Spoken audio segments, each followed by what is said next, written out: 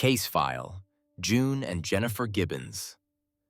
In the annals of psychiatric history, few cases are as baffling or as tragic as that of the silent twins. Imagine a mirror. When you move, your reflection moves instantly. You laugh, it laughs. You cry, it cries. Now imagine that reflection isn't glass, but another human being. A person tied to you not by ropes, but by an invisible, unbreakable psychic chain. For 29 years, June and Jennifer Gibbons existed almost as a single organism. They walked in perfect synchronization. They ate at the same tempo. And most famously, they refused to speak to anyone in the outside world. Not their parents, not their teachers, not psychiatrists. They only spoke to each other in a language no one else could understand. But this absolute bond came with a terrible price. They believed that for one of them to truly live a normal life, the other had to die. This isn't a ghost story. This is a documented historical fact of a psychological pact that ended in a bizarre, unexplained death. I'm going to lay out the facts of their lives. The conclusion, you will have to draw for yourself.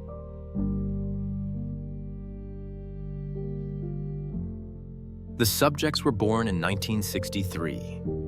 Their father was an Air Force technician, eventually settling the family in Haverfordwest, Wales. In the 1970s, they were the only black children in their school community. The reports indicate severe and persistent bullying because of their race. It appears this external pressure forced them inward. They began to retreat from the world. Initially, they spoke English, but soon they accelerated their speech patterns. It became a rapid-fire staccato dialect that was incomprehensible to outsiders. It was dubbed cryptophasia, a secret twin language. By the age of 8, they stopped communicating with adults entirely. Their movements became eerily synchronized. If one scratched her arm, the other did the same, milliseconds later. They became mirrors. School officials and doctors tried to intervene. In 1977, a decision was made to separate them, sending them to different boarding schools, believing distance would break the cycle. The result was catastrophic. Both girls became catatonic. They stopped moving. They simply froze, waiting to be reunited. The separation was deemed a failure.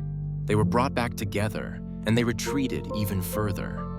They locked themselves in their bedroom for years. Their room became their entire universe, a place where reality was defined only by the two of them. In that room, they were not silent. They created elaborate plays with dolls, recording their entire lives in diaries. These diaries reveal that their bond was not a peaceful one. It was an intense love-hate dynamic. They were trapped together. In their late teens, the silent withdrawal morphed into active rebellion. The diaries from this period show a desire to be noticed, specifically by boys, which led to erratic behavior. They began drinking and experimenting with drugs. The silence remained, but their actions became loud. In 1981, they went on a 5-week crime spree. It involved petty theft, vandalism, and finally, arson. They tried to burn down a tractor dealership. They were arrested. In court, their silence was interpreted not as a psychological condition, but as defiance. Under the Mental Health Act, they were committed to Broadmoor Hospital, a high-security psychiatric facility for the criminally insane. They would spend the next 11 years there. Broadmoor was brutal for them. They were heavily medicated with antipsychotics, which dulled their creative minds. June later described it as a long, deep grief. But even in high security, the pact held. They took turns eating.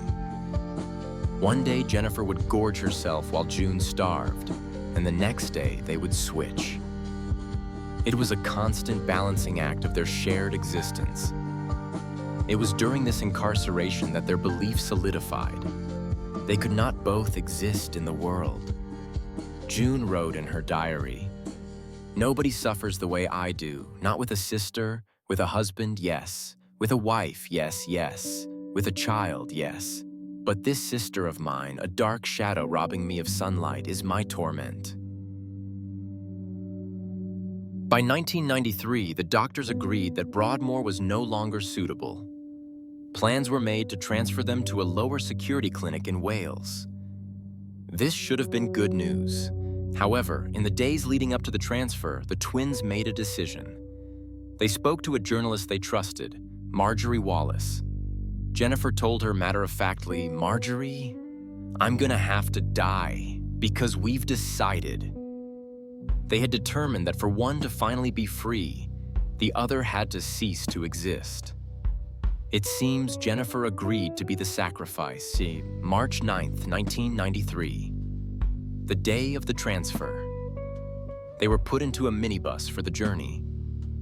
According to witnesses, Jennifer leaned her head on June's shoulder.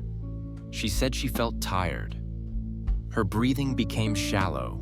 By the time they arrived at the new clinic, Jennifer Gibbons was unresponsive. She was pronounced dead shortly after. She was 29 years old. The autopsy deepened the mystery. There were no drugs in her system, no signs of foul play, no evidence of suicide. Her heart simply stopped. The official cause of death was listed as acute myocarditis, a sudden inflammation of the heart.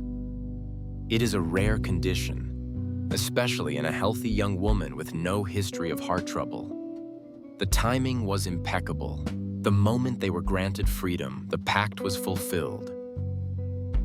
Following Jennifer's death, June's reaction was unsettling to observers. She did not appear overwhelmed by grief.